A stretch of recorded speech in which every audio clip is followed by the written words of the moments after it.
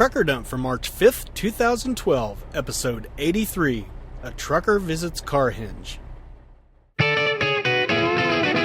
Welcome to Trucker Dump, where you'll get one driver's insights and sometimes humorous views of truck driving and the trucking industry, and pretty much anything else he feels like dumping on you.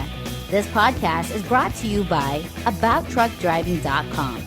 Resources to help you understand the world of truck driving through the use of stories and a pathetic attempt at humor.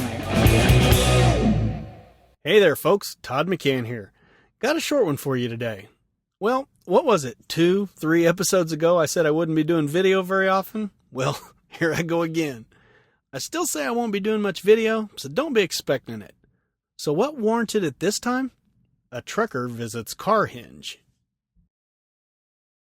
As a trucker for nearly 15 years, I've traveled all across the United States and parts of Canada. Along the way, I've had the opportunity to explore many things. Yet, for the most part, I haven't. Why not? Well, it basically comes down to one thing. I can be a lazy tightwad when I put my mind to it.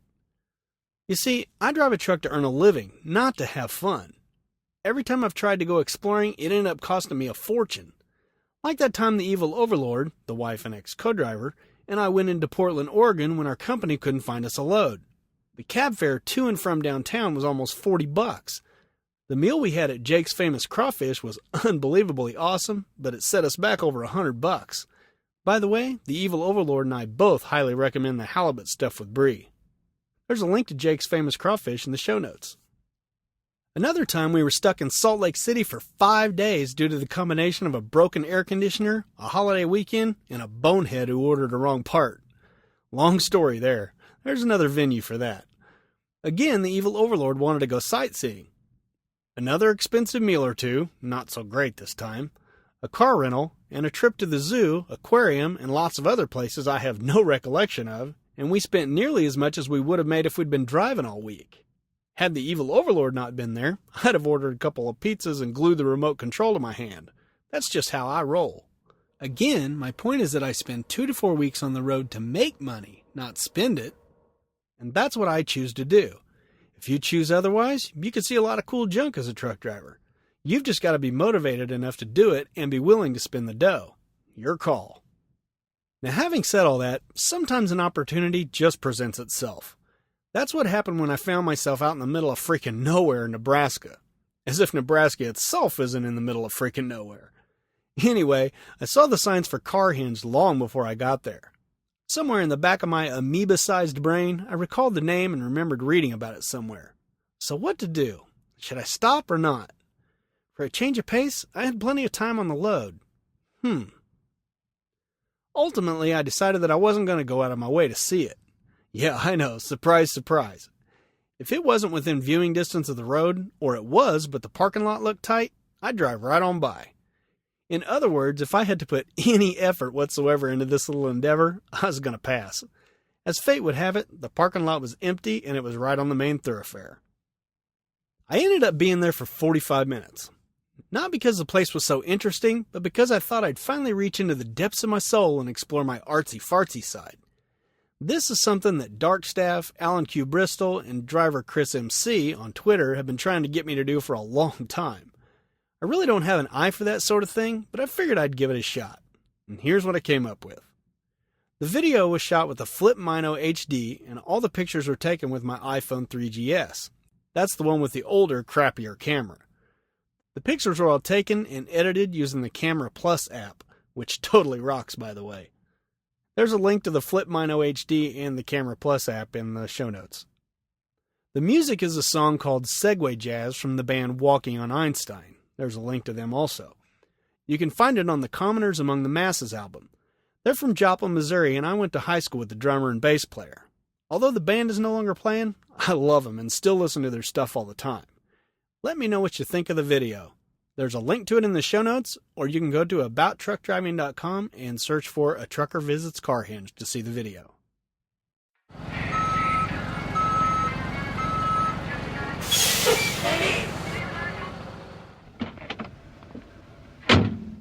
Hey, yo, bud, where do you want this load of feedback?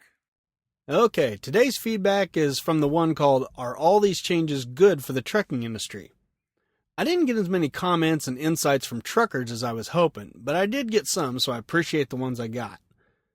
First off, Julia Bennett Birch, that's at JulBenBurr on Twitter, says, "Spoken like a true hardworking, logical, and well-informed trucker. I hope a lot of people listen to you and educate themselves as well."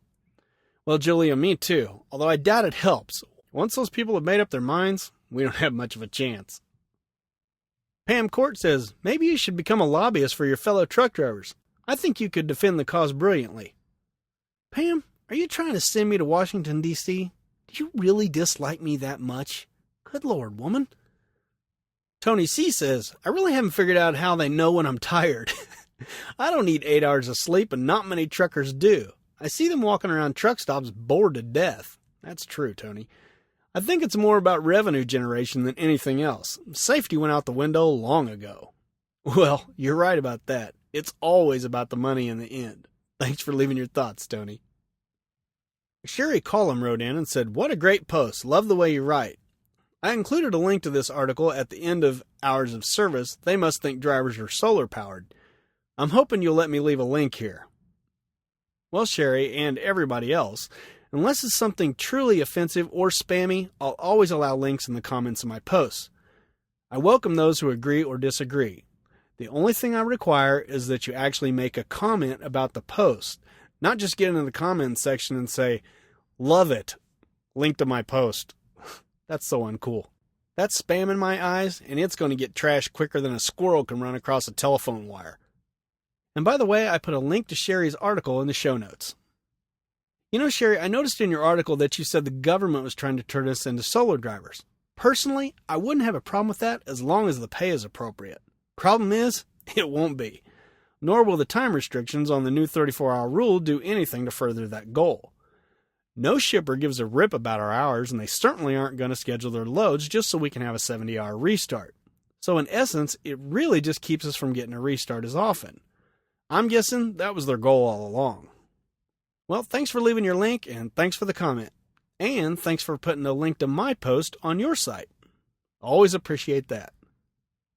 RFX Incorporated says, "I think it's important to keep the roads safe, and some of these new changes will certainly fill that void." You know, RFX, some will, but others will just put a Band-Aid on the problem. Thanks for your insights, though. And last up, we have Greg. Greg says, "I agree with your thoughts on all this. My biggest problem has always been the 70 hours in 8 days. Dumbest thing I ever heard of. But now with the CSA rules, points on a license if a clearance light burns out? That's got to be criminal. Before the CSA, I got pulled over for a clearance light above the windshield being out. State Patrol car had a headlight out and a turn signal out on the same side, but I got a 14-day ticket. I asked him about his car, and he said he'd write it up at the end of the shift. That's a double standard. The more laws and rules that they make, the more I feel like I'm living in a communist country. I just wish that all the brainless twits that were making all these rules and regulations had to live by them also. Then things would get better as these idiots would realize how stupid their laws are. I have to drive tired now due to the safety rules of service because once my clock starts for the day, I can't afford to take a nap if I'm tired. But driving tired is okay, but taking a nap and then driving past your 14 hours is illegal. Dumb. But let's make the medical profession have hours of service, as mistakes by tired doctors and nurses kill people. New doctors sometimes have to work a full weekend with no rest. Think they're not going to make potentially deadly mistakes? Happens more often than you think. Also, police should have the same hours of service restrictions. After all, they carry guns. Well, Greg, there are a few things I love more than when a trucker leaves a well-reasoned rant on one of my blogs. And you even managed it without cursing. Well done. And you're right about all these things. The retarded 70-hour rule, the whacked-out CSA rules, the brainless twits making the laws, the insanity of the 14-hour rule and the even stupider new rule, and the fact that doctors don't have work limits. I've made all these points at one time or another, whether on Twitter or on various blog posts.